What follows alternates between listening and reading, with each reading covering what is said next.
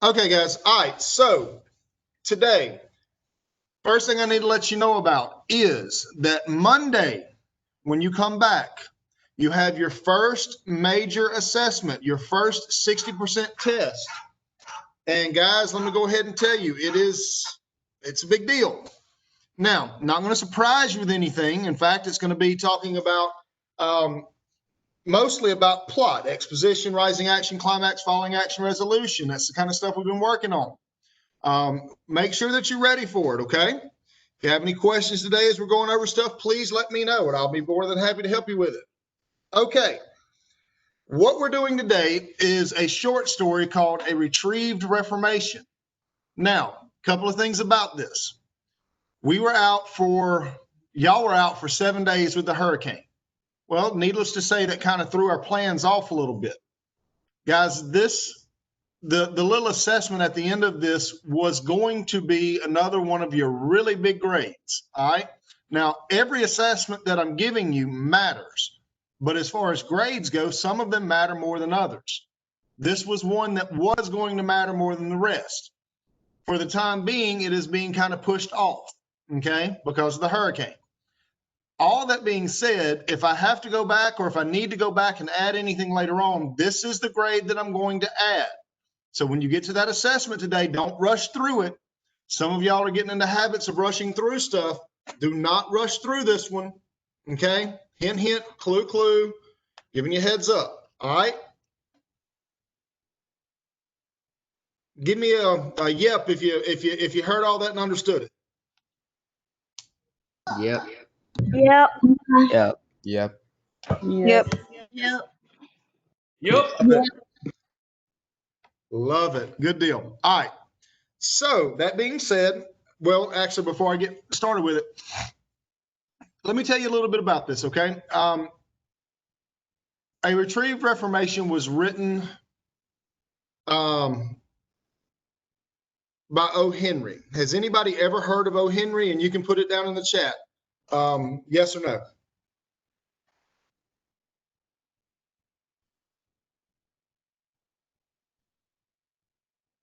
Okay. There's probably reasons y'all haven't heard of O. Henry. He wrote a really long time ago. In fact, the story that we're going to read today, guys, is over 100 years old. Now, it's still a good story. But if you're going by today's standards, some things might not make sense. Now, I'm telling you all this because I kind of want to set it up for you. Okay. O. Henry, back when I was your age, O. Henry was something that everybody read. Okay. Well, times change. It's not bad that times change, they just do. So, anyway, O. Henry's a really good writer, but some of the wording, a little bit old fashioned. Okay. O. Henry was known for his surprise endings. That was what he was known for. So you'll see that a little bit as we read it. I'm going to go ahead and start sharing.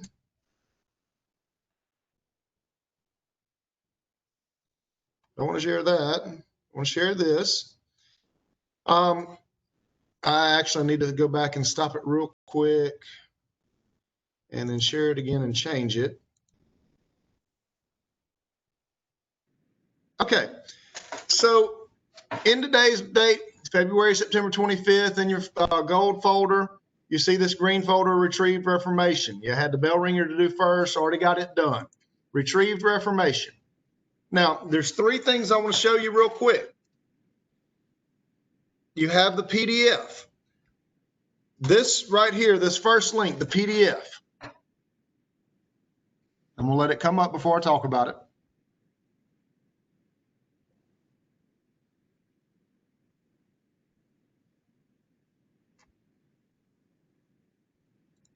Got to get my name set up and everything.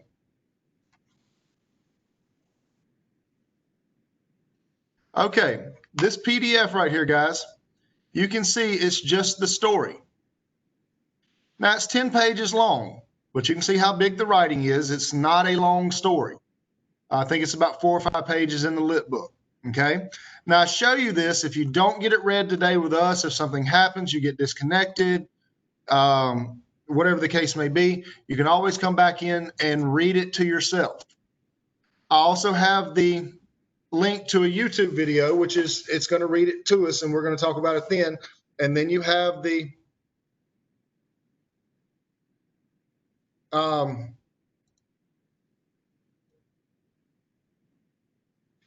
you also have the assessment. Okay. Now I'm going to go ahead and let it get started for us. Now we're going to talk about the exposition, the rising action, the climax, falling action, A retrieved reformation. and resolution as we go along. In a prison shoe shop, Jimmy Valentine was... And it would help if I would get it paused. I'm going to stop it as it reads. It's going to read it to us. It's going to show you exactly where it's at. We've done this before. Not a big deal. Pay attention if you will. A retrieved reformation. In a prison shoe shop, Jimmy Valentine was busily at work making shoes. A prison officer came into the shop and led Jimmy to the prison office. There, Jimmy was given an important paper. It said that he was free. Jimmy took the paper without showing much pleasure or interest. He had been sent to prison to stay for 4 years. He had been there for 10 months. But he had expected to stay only 3 months. Jimmy Valentine had many friends outside the prison. A man with so many friends does not expect to stay in prison long. "Valentine," said the chief prison officer, "you'll go out tomorrow morning. This is your chance. Make a man of yourself. You're not a bad fellow at heart. Stop breaking safes open and live a better life." "Me?" said Jimmy in surprise. "I never broke into a safe in my life." "Oh, no," the chief prison officer laughed. "Never? Let's see. How did you happen to get sent to prison for opening that safe in Springfield? Was it because you didn't want to tell where you really were? Perhaps you were with some lady and you didn't want to tell her name. Or was it because the judge didn't like you? You men always have a reason like that. You never go to prison because you broke open a safe." "Me?" Jimmy said. His face still showed surprise. "I was never in Springfield in my life." "Take him away," said the chief prison officer. "Get him the clothes he needs for going outside. Bring him here again at 7 in the morning. And think about what I said, Valentine." Okay, that's the end of the exposition. So let's talk about setting first. Now, he's fixing to get out of prison, so you don't know what the setting for the rest of the story is, but you do see the setting for the exposition part. The setting for the exposition part is him being in jail. Now, who is the main character going to be of this story, just off of reading what we've read so far? Who do you think the main character is going to be? Jimmy. Okay. So tell me a little bit about Jimmy. Where does the story, when the story starts off, where is he at?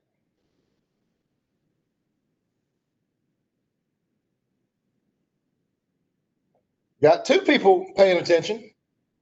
There's a third. Good. Why is he in jail?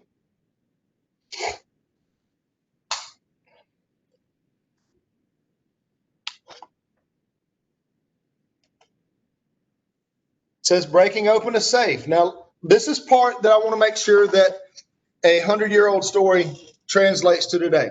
Do y'all know what a safe is?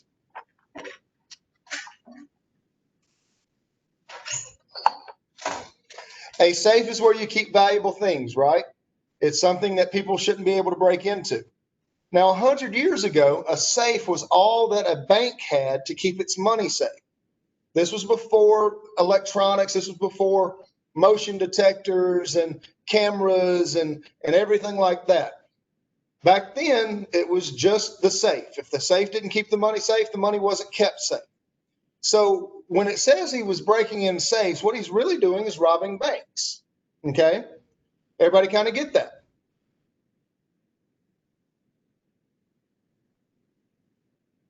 I'm going to assume that we do. Okay.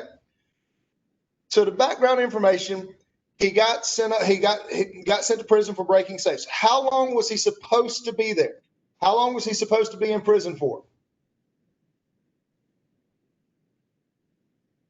4 years. And how long did he actually stay?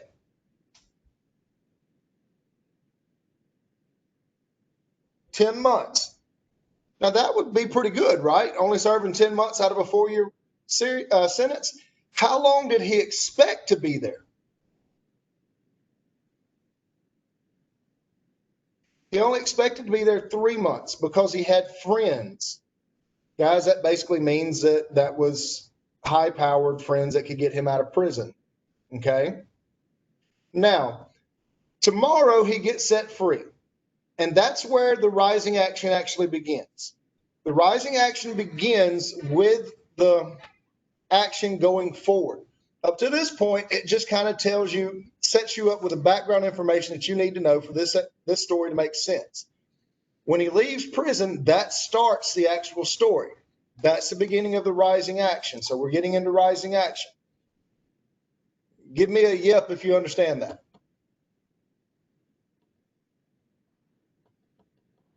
Y'all are awesome. Here we go. At 7:15 on the next morning, Jimmy stood again in the office. He had on some new clothes that did not fit him and a pair of new shoes that hurt his feet. These are the usual clothes given to a prisoner when he leaves the prison. Next, they gave him money to pay for his trip on a train to the city near the prison. They gave him $5 more. The $5 was supposed to help him become a better man.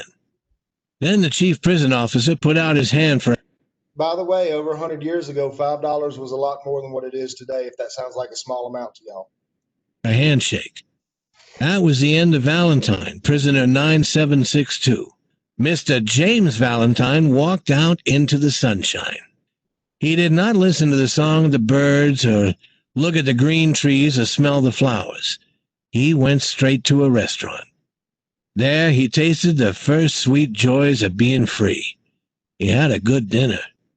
After that, he went to the train station. He gave some money to a blind man who sat there asking for money, and then he got on the train. The fact that he gave money to a blind man, basically a beggar, a homeless person, what is that?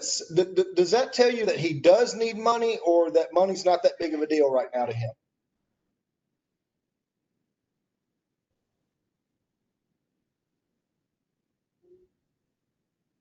Not that big of a deal?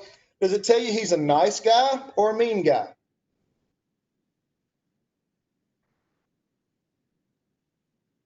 Very good.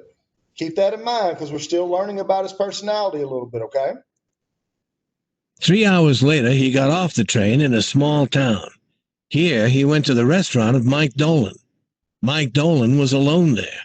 After shaking hands, he said, "I'm sorry we couldn't do it sooner, Jimmy, my boy. But there was that safe in Springfield, too. It wasn't easy. Feeling all right?" "Fine," said Jimmy. "Is my room waiting for me?" He went up and opened the door of a room at the back of the house. Everything was as he had left it. It was here they had found Jimmy when they took him to prison. There on the floor was a small piece of cloth. It had been torn from the coat of the cop as Jimmy was fighting to escape. There was a bed against the wall. Jimmy pulled the bed toward the middle of the room. The wall behind it looked like any wall. But now Jimmy found and opened a small door in it. From this opening, he pulled out a dust-covered bag. He opened this and looked lovingly at the tools for breaking open a safe. So, was Jimmy innocent or guilty of breaking open the safe that got him landed in prison? Okay. Mike Dolan had told him, sorry, we couldn't do it sooner. What was he talking about? What was he sorry about that they couldn't do sooner?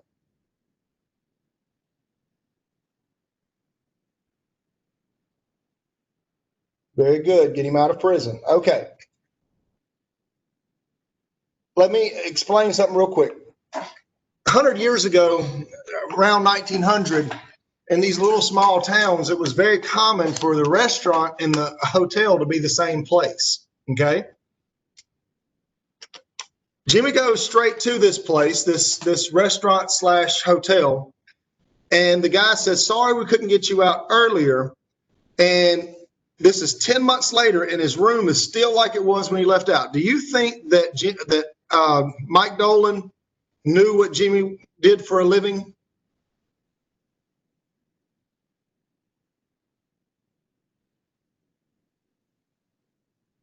I would say he did. I would say he did. Other than that, why would he keep the place for him, and why would he try to get him out of jail? Why would he talk about there was that thing with the safe in or whatever the town's name was, Springfield? So he probably does know what Jimmy's been up to. Okay. Mute yourself, please.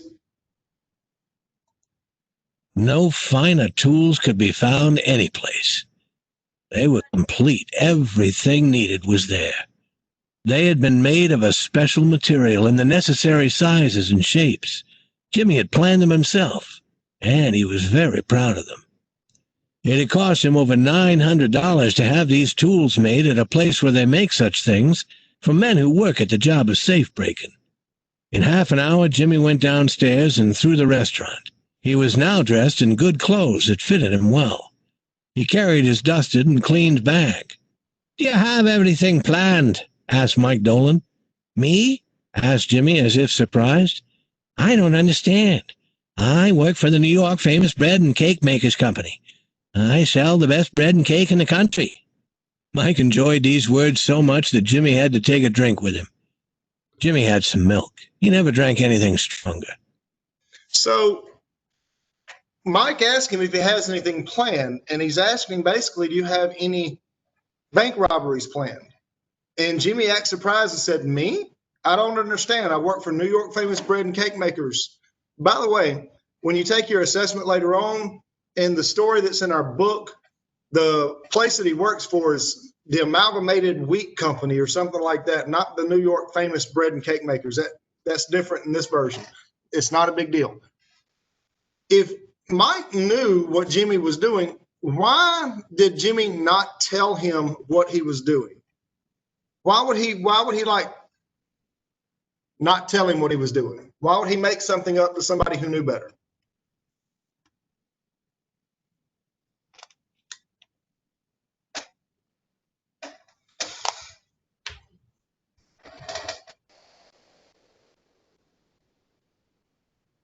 I'm good with that, Isaac.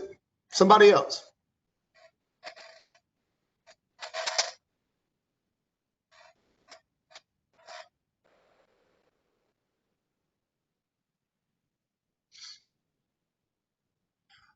I think it has more to do with Jimmy's not a snitch. Today's words, today's terminology. Jimmy's not a snitch. And this is just his way of kind of proving to somebody that just helped him out that he didn't snitch on, that I'm not even going to admit it to you. I'm not a snitch. And it kind of made Mike happy, and that's the reason he wanted to have a drink with him. Okay? Could be, Nicoria. Could be. All right, here we go. A week after Valentine 9762 left the prison, a safe was broken open in Richmond, Indiana. No one knew who did it. $800 were taken. So who broke into the safe in Richmond?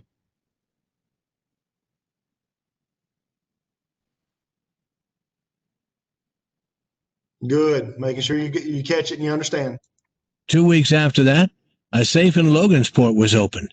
It was a new kind of safe. It had been made, they said, so strong that no one could break it open. But someone did and took $1,500. Then a safe in Jefferson City was opened. $5,000 were taken. This loss was a big one. Ben Price was a cop who worked on such important matters, and now he began to work on this. He went to Richmond, Indiana, and to Logansport to see how the safe breaking had been done in those places. He was heard to say, "I can see that Jim Valentine has been here. He's in business again. Look at the way he opened this one. Everything easy, everything clean. He's the only man who has the tools to do it. And he's the only man who knows how to use tools like this. Yes, I want Mr. Valentine. Next time he goes to prison, he's going to stay there until his time is finished." Ben Price. Okay. So you know who the main character is, the protagonist. Now, an antagonist is anyone who works against the protagonist. Now you've been introduced to the antagonist. Who is the antagonist? Who's going to work against Jimmy?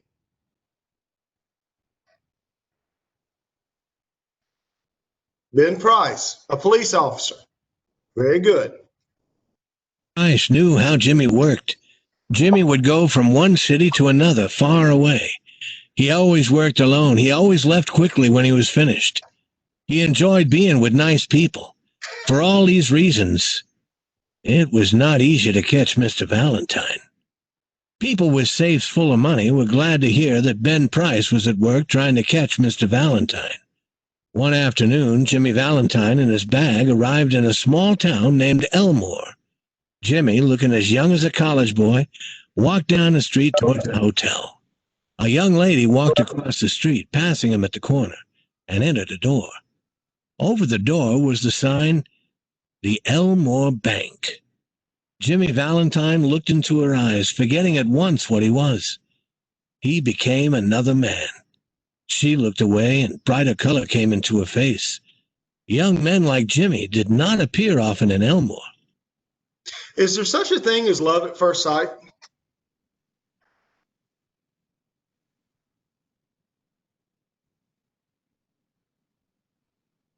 Maybe there is, maybe there's not. That's something we could debate about.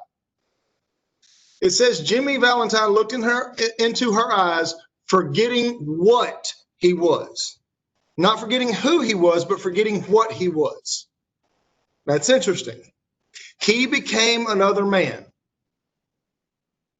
She looked away and brighter color came into her face. What does it mean when it says she looked away and brighter color came into her face? What did she do? What does that mean?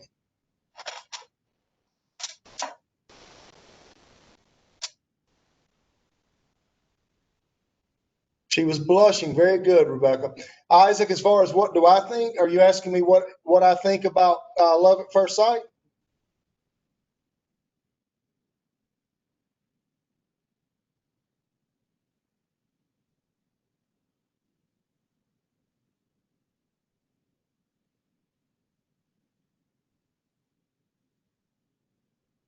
I don't believe in love at first sight. I believe in infatuation at first sight.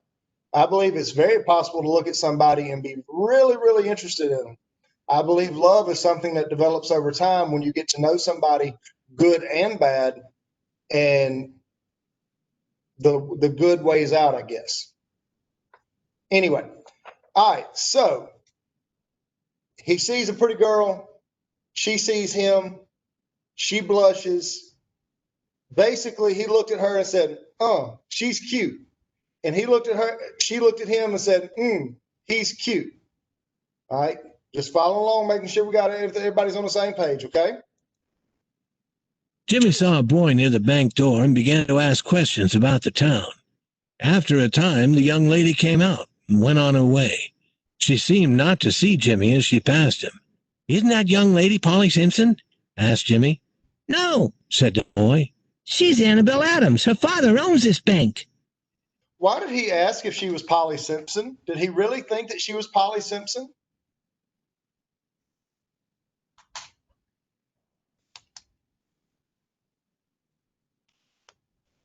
If he didn't think she was Polly Simpson, why did he ask, was she Polly Simpson?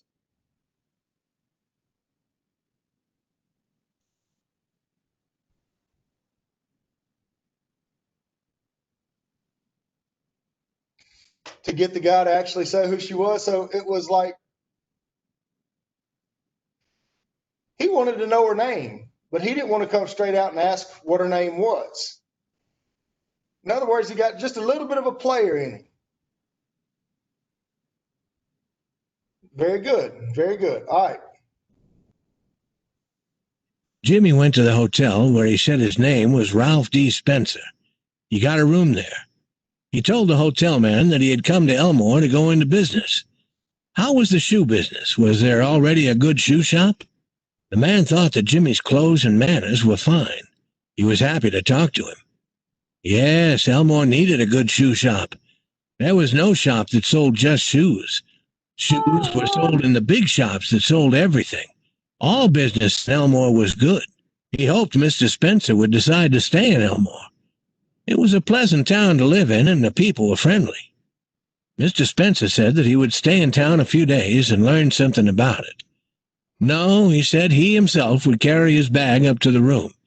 He didn't want a boy to take it. It was very heavy. Mr. Ralph Spencer remained in Elmore. He started a shoe shop. Business was good. Why would he stay in town and start a shoe shop if he was just there to rob the bank?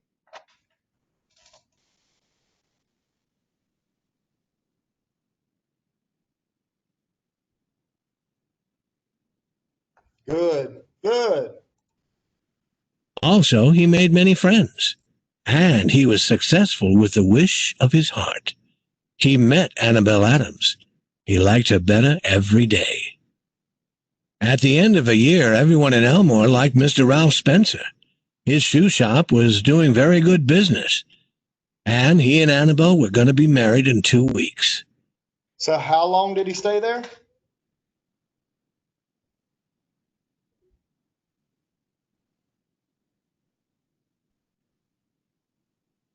How long's he been there?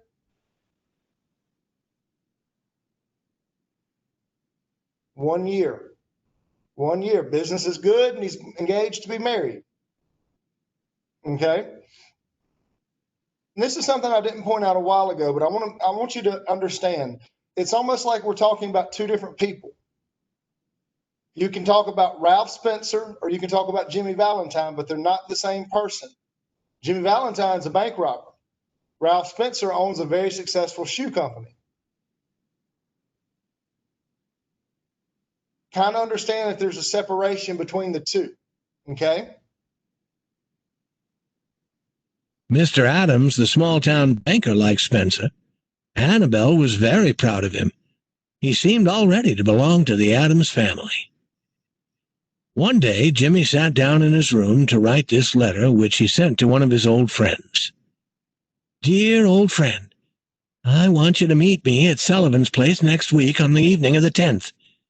I want to give you my tools. I know you'll be glad to have them. You couldn't buy them for $1,000. I finished with the old business a year ago. I have a nice shop, I'm living a better life, and I'm going to marry the best girl on earth 2 weeks from now. It's the only life. I would never again touch another man's money. After I marry, I'm going to go further west, where I'll never see anyone who knew me in my old life. I tell you, she's a wonderful girl. She trusts me. Your old friend, Jimmy. So, long term, what does Jimmy plan on doing? Long term.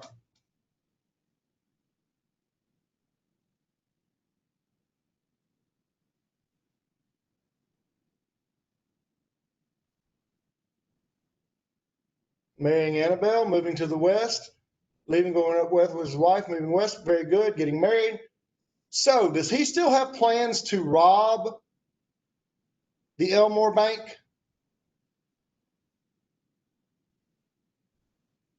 He says he's basically going straight. He never wants to touch another man's money ever again. He met the most wonderful girl in the world. She trusts me. It's the only life to live. What's he doing with his tools?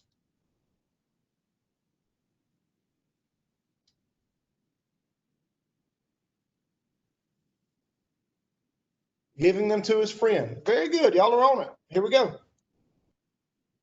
On the Monday night after Jimmy sent this letter, Ben Price arrived quietly in Elmore. He moved slowly about the town in his quiet way. He learned all that he wanted to know. Standing inside a shop, he watched Ralph D. Spencer walk by. "You're going to marry the banker's daughter, are you, Jimmy?" said Ben to himself. "I don't feel sure about that." The next morning, Jimmy was at the Adams home. He was going to a nearby city that day to buy new clothes for the wedding. He was also going to buy a gift for Annabelle. It would be his first trip out of Elmore. It was more than a year now since he had done any safe-breaking. Most of the Adams family went to the bank together that morning. There were Mr. Adams, Annabelle, Jimmy and Annabelle's married sister with her 2 little girls aged 5 and 9. They passed Jimmy's hotel, and Jimmy ran up to his room and brought along his bag. Then they went to the bank. All went inside, Jimmy too. for he was one of the family. Everyone in the bank was glad to see the good-looking, nice young man who was going to marry Annabelle. Jimmy put down his bag. Annabelle, laughing, put Jimmy's hat on her head and picked up the bag. "How do I look?" she asked. "Ralph, how heavy this bag is. It feels full of gold." Which, by the way, that is the worst female voice ever on one of these little YouTube things. "It's full of some things I don't need in my shop," Jimmy said. "I'm taking them to the city, to the place where they came from. That saves me the cost of sending them. I'm going to be a married man. I must learn to save money." The Elmore Bank had a new safe. Mr. Adams was very proud of it, and he wanted everyone to see it. It was as large as a small room, and it had a very special door. The door was controlled by a clock. Using the clock, the banker planned the time when the door would open. At other times, no one, not even the banker himself, could open it. He explained about it to Mr. Spencer. Mr. Spencer seemed interested, but he did not seem to understand very easily. The two children, May and Agatha, enjoyed seeing the shining, heavy door with all its special parts. While they were busy like this, Ben Price entered the bank and looked around. He told a young man who worked there that he had not come on business. He was waiting for a man. Suddenly there was a cry from the women. They had not been watching the children. May, the 9-year-old, had playfully but firmly closed the door of the safe, and Agatha was inside. The old banker tried to open the door. He pulled at it for a moment. "The door can't be opened," he cried. "And the clock, I hadn't started it yet." Okay, so the family goes to the bank. Mr. Adams is showing off his new safe. And what happens with the two granddaughters, the two little girls?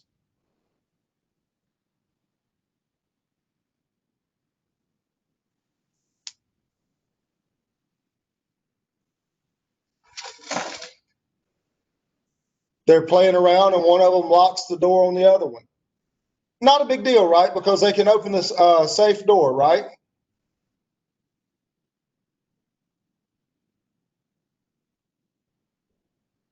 So what happens to people who get locked inside of safes?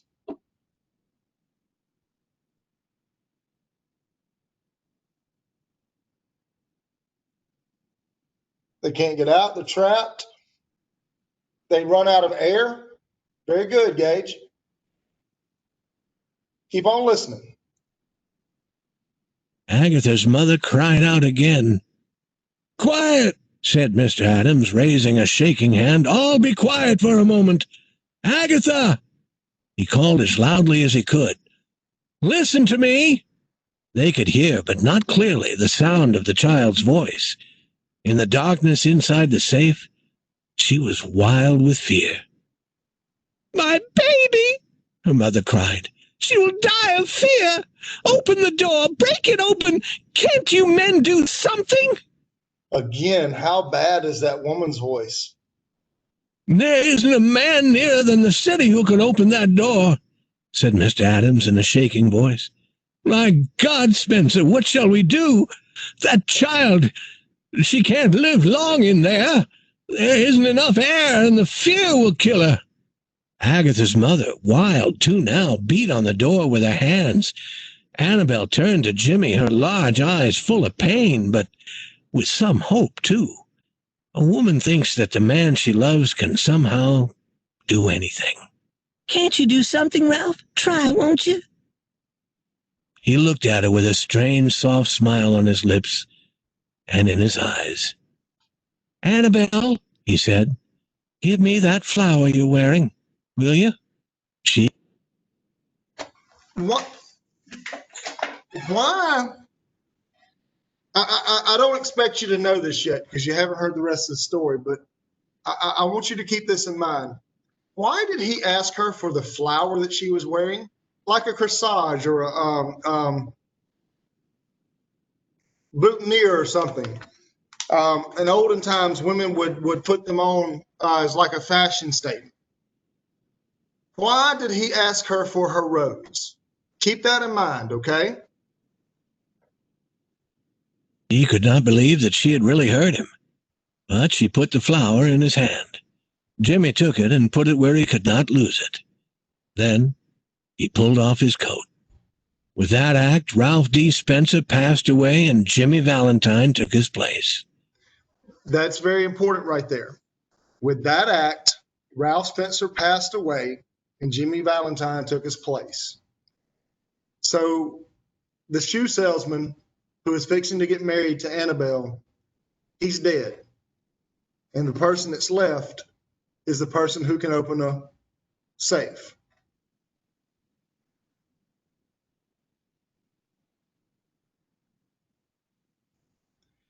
I think that's interesting right there to say that he's going to betray her. Keep that in mind because I'm going to come back to that. Okay, Rebecca?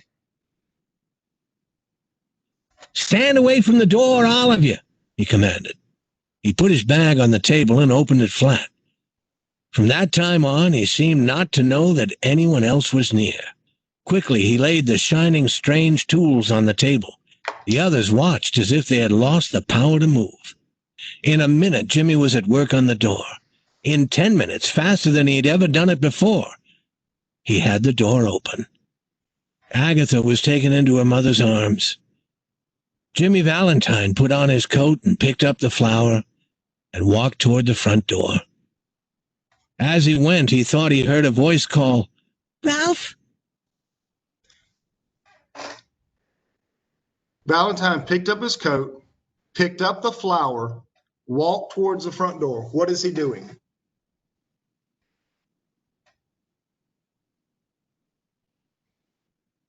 Why is he leaving?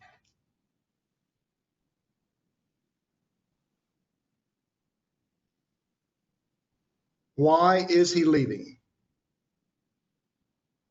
Great answer, Rebecca. He just saved a girl. Why is he leaving? Is he leaving just to walk around the block? Is he leaving for good? What's he doing?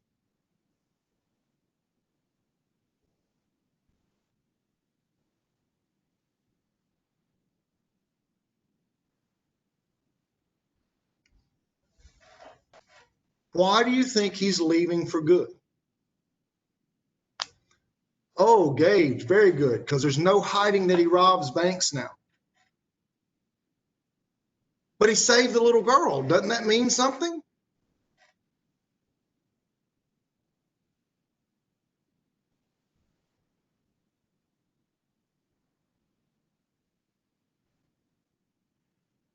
Very good, but everyone's going to know now.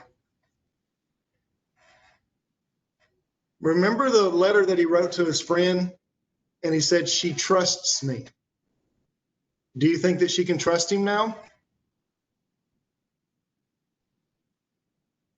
Do you think that she thinks that she would be able to trust him now if he came out and told her all the truth?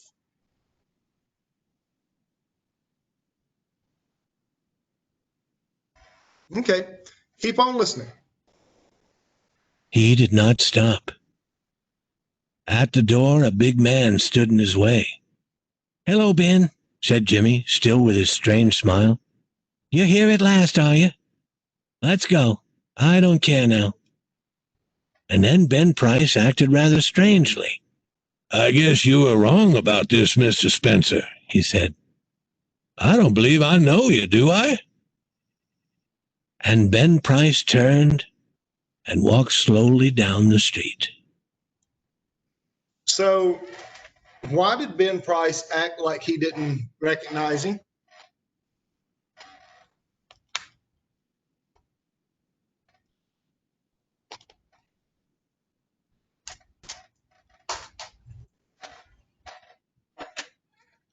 Because he saw him save the girl.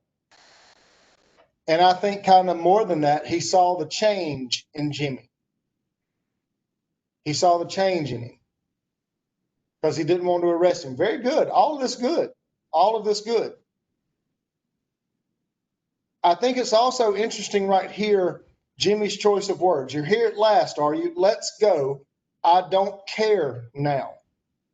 What did he not care about?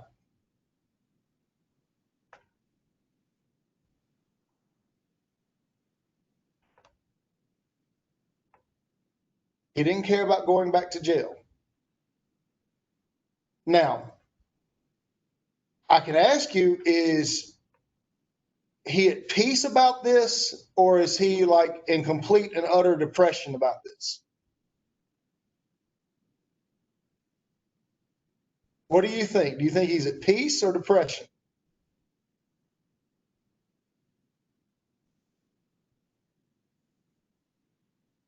See, I think you could argue that either way. Me personally, I think he's at peace with it because I think he now knows who he would like to be.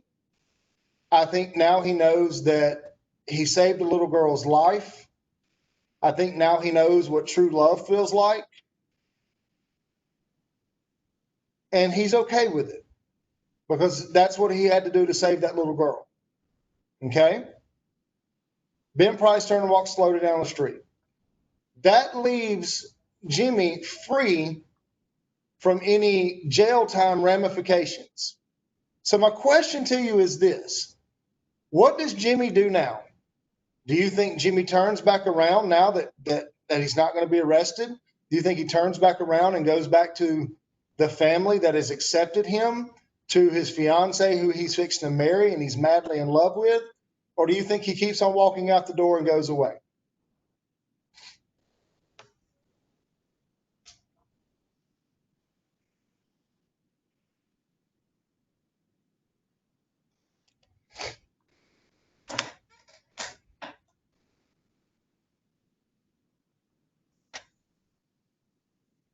Isaac, I'm going to pick with you just a second, okay? Because you're the one that said you think he went back in. In the story, what did the story say happened to Ralph Spencer?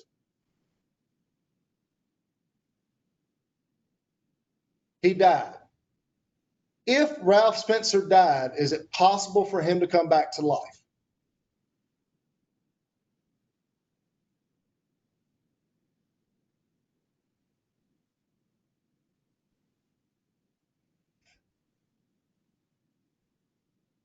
Isaac, I'll put it to you like this. This is what I love about literature, okay? I disagree with you, but I am fine with you believing that. Does that make sense? Now, here's the thing about literature, though, and there's a couple of things. If you're going to have an opinion, I want you to be able to support it, right? It's okay that your opinion's different than mine, but I want you to be able to support your opinion. That is basically what citing the text is. If you're going to have an opinion on something, then you got to kind of be able to back it up from what the text says. Now, this story does not tell us what Jimmy does after Ben walks away. You are free to believe anything that you want to believe. That's a beautiful thing about this story and a beautiful thing about literature in general, okay? I believe there's two things inside of this story that tells me that Jimmy walked away. The first one we just talked about, and that's Ralph Spencer died. Ralph Spencer passed away. Jimmy Valentine took his place. He can no longer be someone who is dead, okay? The other thing, there's one other reason I believe that he walked away, and I told y'all earlier to remember it. Can anybody think about why the story might tell me that he kept on walking? Explain that to me.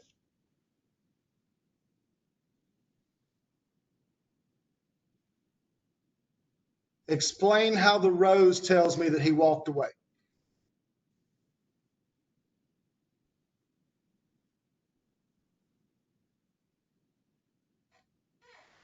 When he asked the girl if he could have the rose. I agree with you, but why does that say that? Why does her handing them a rose tell me that he's going to walk away forever?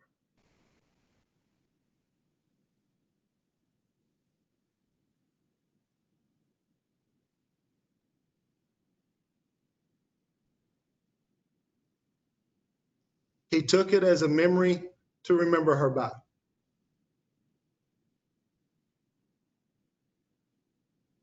Y'all are right on it, guys. Why would he ask for the rose if he planned on giving it back, if he planned on staying? He wanted the rose to have something to remember her by. Very good. Very good.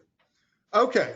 Any questions on this? By the way, the climax. What is the climax of this story? What is the climax of this story? The turning point, the high point of the story. What's the climax?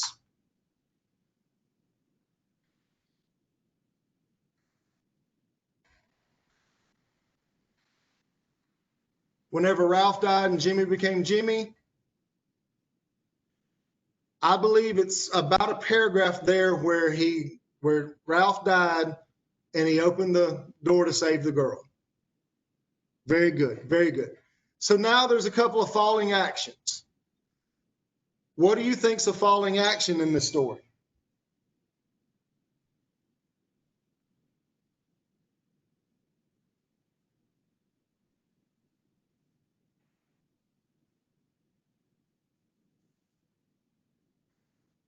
Ben walks away.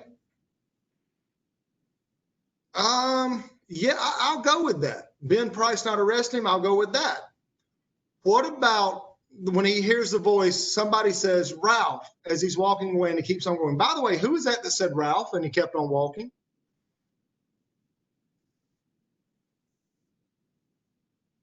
Annabelle. She's the one who called him and he kept on walking. That's a falling action. Now, the resolution, I think you could argue, is Ben telling him, you're not Jimmy Valentine, you're Mr. Spencer, I don't know what you're talking about, and walking away. I believe that you could also say that the resolution is, does Jimmy walk away or does he stay? I'm okay, honestly, either way.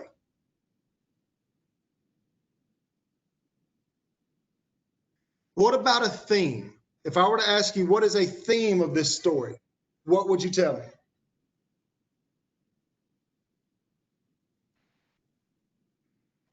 A truth that I want to learn, that the author tries to teach me from this story, a universal truth. People can always change. Very good, Nicoria.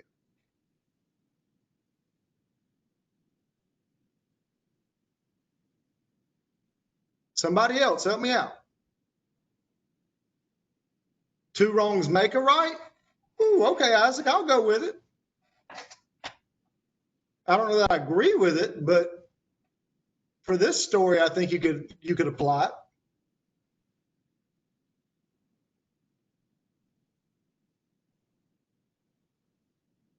Not all heroes wear capes. I'm good with that, Jake. Well, that's a modern spin on it. All right, so that's very good. Okay, so here's what I want you to do.